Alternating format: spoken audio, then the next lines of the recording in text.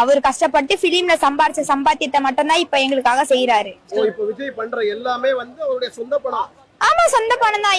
இப்ப வந்து எப்படின்னா 100 நாள் அவரால கஜானா ஃபில் பண்ண முடியும்? கரெக்டா தப்பா? 100 நாள் யாராலையும் வந்து கஜானா ஃபில் பண்ண முடியாது.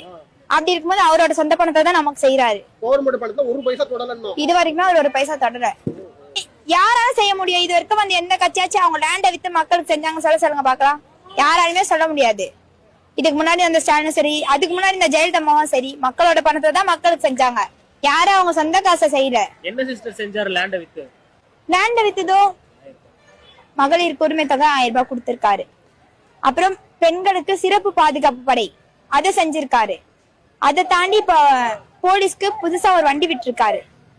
அது போக 3 சிலிண்டர் கொடுக்குறாரு. இதெல்லாம் எப்படி பண்ண முடியும்? அவர் தேர்தல் வாக்குறுதியில என்னுடைய சொந்த பணமே வெறும் 700 கோடி தான் காட்டினாரு. ஆமாண்ணா, ஒரே ஒரு திட்டத்துக்கு கூட அந்த 700 கோடி பத்தாது. அப்படி இருக்கும்போது நீங்க எப்படிமா அவர் சொந்த பணத்தை நீங்க செலவு பண்றான்னு சொல்லுவீங்க? சிலிண்டர் அனுப்பிச்சா பாத்தீங்களா, அதுக்கே 400 கோடி. சரிண்ணா. தாய்மாமன் தங்க முதல்ல அனுப்பிச்சாரு பாத்தீங்களா, அதுக்கே எத்தனை 1000 கோடி. இப்படி இருக்கும்போது அவருக்கு இருக்கிறதே 700 கோடி.